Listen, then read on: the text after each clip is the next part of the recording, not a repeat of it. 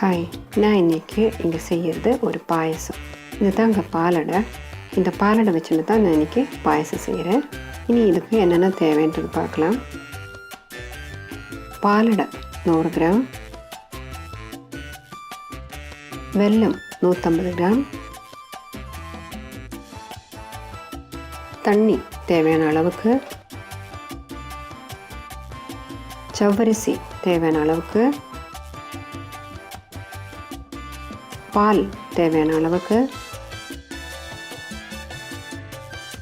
சின்னதாக நறுக்கிற தேங்காய் தேவையான அளவுக்கு, சுக்கு ஒரு சின்ன பீஸு, ஏலக்காய் 2, நெய் 2 டீஸ்பூன், முந்திரி பருப்பு தேவையான அளவுக்கு, ப்ளம்ஸு தேவையான அளவுக்கு. இனி இதை எப்படி செய்கிறது நம்ம பார்க்கலாம். நான் இந்த பாத்திரத்தில் தாங்க பாலடை அளந்து எடுத்துருக்கிறேன். நீங்கள் எந்த பாத்திரத்தில் பாலடை அளந்து எடுக்கிறீங்களோ அதே பாத்திரத்துலேயே தண்ணியும் அளந்து எடுத்துடுங்க. நான் இந்த பாத்திரத்தில் ஒரு 5 பாத்திரம் தண்ணி எடுத்து ஊற்றுறேன்.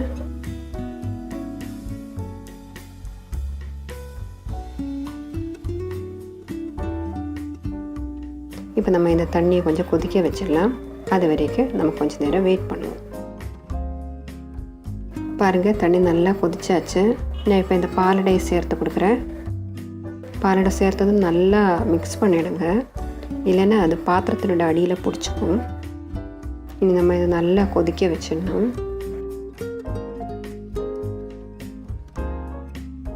பாருங்கள், நல்லா கொதிச்சிட்டு இருக்குது. இப்போ நம்ம ஸ்டவ் ஆஃப் பண்ணிவிட்டு ஒரு 20 நிமிஷத்துக்கு மூடி வச்சிடலாம். இப்போ நம்ம திறந்து பார்க்கலாம்.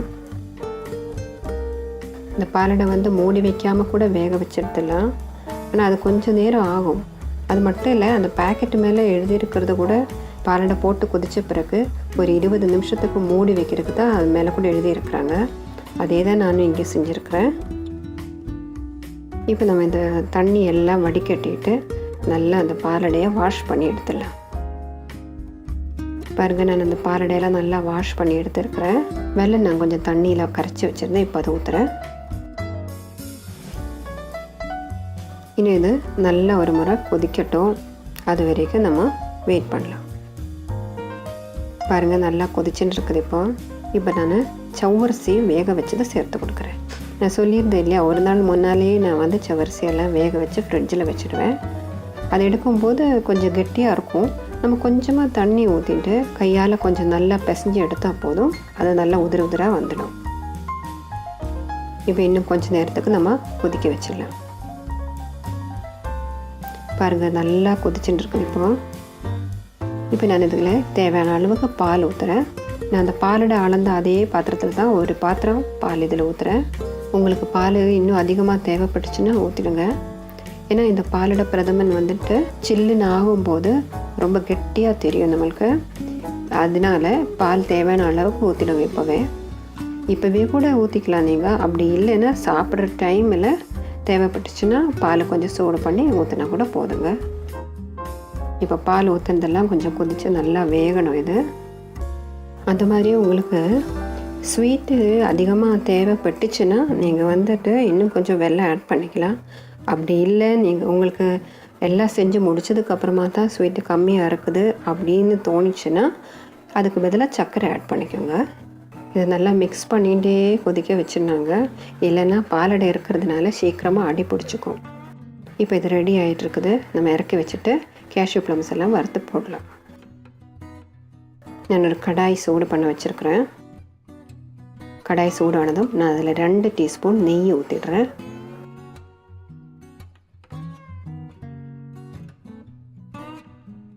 நெய் நல்லா சூடாகிட்டுருக்குது. இப்போ நான் தேங்காய் கட் பண்ணி வச்சது போட்டு கொடுக்குறேன்.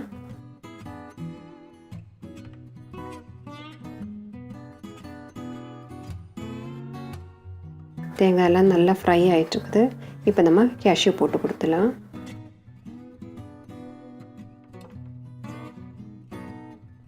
கேஷ்யூ கலரெல்லாம் கொஞ்சம் மாறி வந்துட்டுருக்குது. இப்போ நம்ம ப்ளம்ஸ் சேர்த்துடலாம்.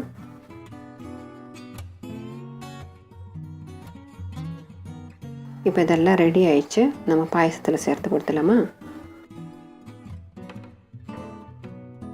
நான் இங்கே 2 ஏலக்காவும் ஒரு சின்ன பீஸு சுக்கும் சேர்த்து பொடி பண்ணி வச்சுருந்தேங்க. நான் அதை சேர்த்து கொடுத்துட்டேன் பாயசத்தில். ஆனால் அது ரெக்கார்ட் ஆகலை, நீங்கள் தப்பாக நினச்சிக்காதுங்க.